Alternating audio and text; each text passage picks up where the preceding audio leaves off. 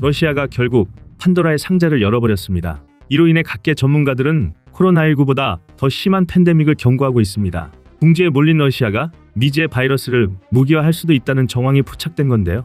바로 영구 동토층에 숨겨진 바이러스입니다. 영구 동토층은 월 평균 기온이 영하 이하인 날씨가 반년 이상 지속돼 영구적으로 얼어붙어 있는 땅을 말하는데요. 그런데 최근의 이상 기후로 인해 러시아 국토의 약 65%를 차지하고 있는 영구 동토층이 녹으면서 수만 년 동안 얼음 속에 갇혀있던 미생물이 깨어날 위기에 처해 있습니다. 그리고 현재 러시아는 영구 동토층에서 발현될 질병의 재출현을 막는다는 이유로 생물 안전 연구를 진행 중인데요. 1987년 독일의 과학자들이 처음 영구 동토층 조사를 시작한 이후 가장 활발하게 연구가 진행되는 곳이 바로 러시아입니다. 그런 러시아가 미지의 바이러스로 무기를 만든다면 누구도 막을 수 없는 최악의 참사가 벌어질 것입니다. 그런데 일각에서는 러시아의 생물 무기화는 지나친 비약이며 오히려 범지구적인 연구 지원이 필요한 일이라고 주장하고 있습니다. 이미 러시아도 코로나19를 겪었는데 설마 제어할 수도 없는 바이러스를 무기로 사용하겠냐는 건데요. 만약 1년 전이었다면 이러한 주장이 훨씬 더 신빙성이 높았을 겁니다. 러시아가 아무리 막 나가는 국가라 하더라도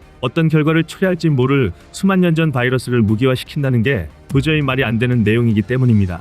그러나 안타깝게도 바이러스가 무기로 활용된 사례는 역사에서 그리 어렵지 않게 찾아볼 수 있는데요.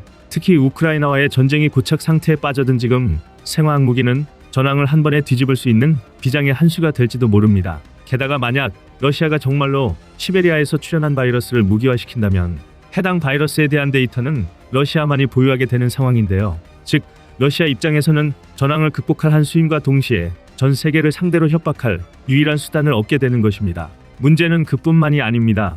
영구 동토층이 녹고 있는 것은 전 세계가 알고 있는 내용이기 때문에 러시아가 책임을 회피할 가능성도 존재합니다. 바이러스를 이용한 생물 공격을 감행한다 하더라도 데이터가 없기 때문에 대처가 어려울 것은 물론 영구 동토층이 녹고 있어 벌어진 어쩔 수 없는 현상이라며 발뺌할 수도 있다는 겁니다. 실제로 지난 2016년 시베리아의 영구 동토층이 녹으면서 탄저균을 보유한 술록 사체가 드러난 적이 있었는데요. 단 한 마리의 술록 사체가 노출된 것만으로 90명의 감염자와 어린이 1명이 사망하는 끔찍한 일이 있었습니다. 그렇기에 만약 소량의 무기만 은밀하게 사용한다면 러시아가 사용했다는 증거를 결코 찾을 수 없습니다. 여기서 끝이 아닙니다. 생물 무기 사용이 불가할 것이라고 절대로 단정 지을 수 없는 또 다른 이유가 있는데요. 앞서 말씀드린 것처럼 실제 역사에 사용한 선례가 존재하기 때문입니다. 가장 대표적인 생물 무기는 바로 제2차 세계대전 당시 일본의 세균전입니다. 전쟁에서 일본의 악랄함과 비열함은 이미 전 세계에 정평이 나 있는데요. 당시 미국을 상대 중이던 일본은 불리한 전황을 극복하기 위해 바로 그 악명 높은 731 비밀 부대를 창설했습니다. 그리고 731 부대는 일본군의 잔혹함을 대변하듯 중국 동북부 포로 수용소와 미국, 한국 포로들을 대상으로 생체 실험을 진행했는데요. 이것만 해도 천인공노할 짓이지만 일본은 이렇게 얻은 데이터를 기반으로 생물 무기를 개발해 실제로 사용하기까지 했습니다. 일본은 폭탄에 세균을 넣어 터뜨리는 방법을 사용했는데요.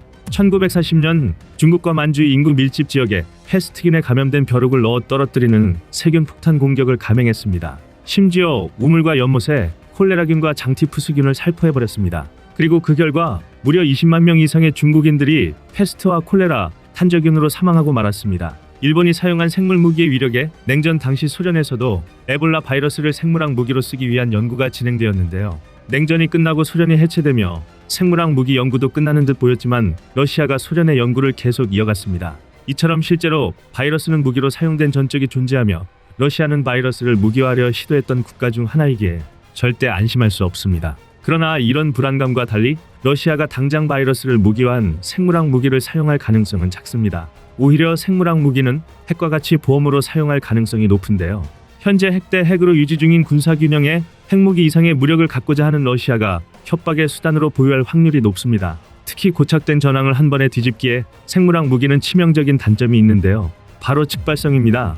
군사무기가 필수로 가져야 할 요소 중 하나는 사용하는 즉시 효과가 나타나야 한다는 것입니다. 반면 바이러스를 이용한 생물학 무기는 잠복기 때문에 곧바로 효과를 보기 어렵습니다.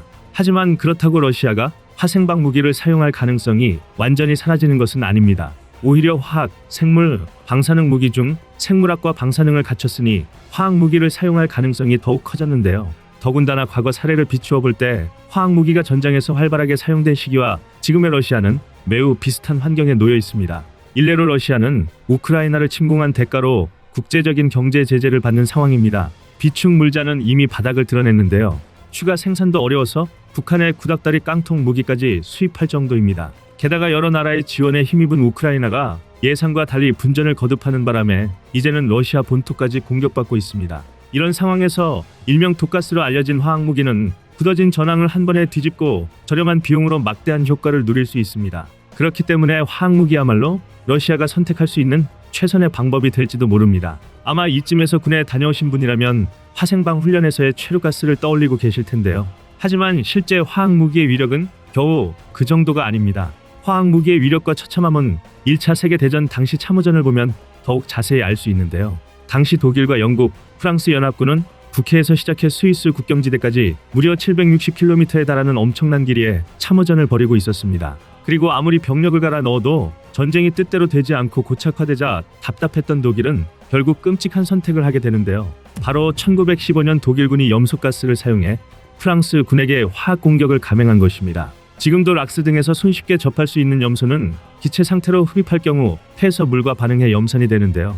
이 염산은 말 그대로 폐를 녹이면서 엄청난 고통과 호흡 곤란을 일으킵니다. 이 염소가스를 소량이라도 흡입한 연합군들은 며칠씩 고통에 몸부림치다 싸늘한 주검이 되는 경우가 허다했는데요. 그런데 문제는 화학무기의 위력을 본 각 나라들이 저마다 훨씬 강력하고 더욱 고통스러운 화학무기를 개발하기 시작했다는 것입니다. 심지어 1915년 말에는 조금이라도 들이마시면 폐가 녹아내려 찢어지고 산소 부족으로 단 몇 시간 만에 질식해버리는 포스켄 가스가 영국에서 개발되었습니다. 그리고 가장 끔찍한 화학무기로 불리는 겨자가스도 이때 등장하는데요.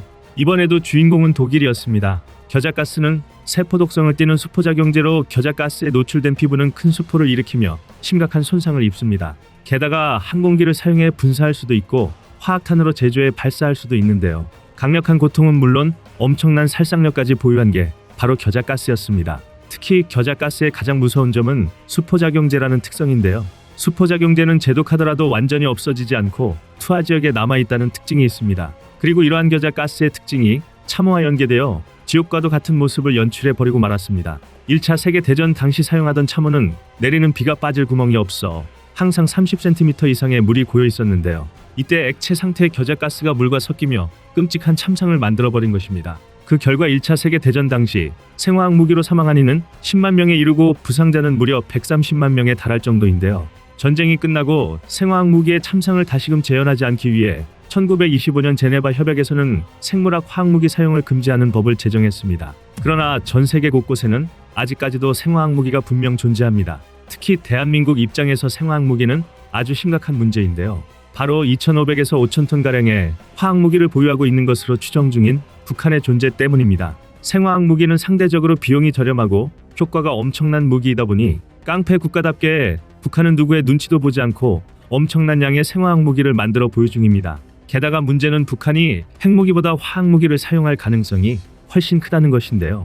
핵무기를 사용할 경우 북한이 지도상에서 지워지는 것은 물론 3차 세계대전의 책임까지도 각오해야 하지만 생화학무기는 핵무기에 비해 상대적으로 국제적 부담감이 적기 때문입니다. 더군다나 북한의 경우 화학무기 금지 조약인 CWC에도 가입하지 않아 생화학무기 사용 금지 의무조차 없는 상태입니다. 대한민국이 정말로 조심하고 준비해야 하는 것은 바로 북한의 화학무기 공격입니다.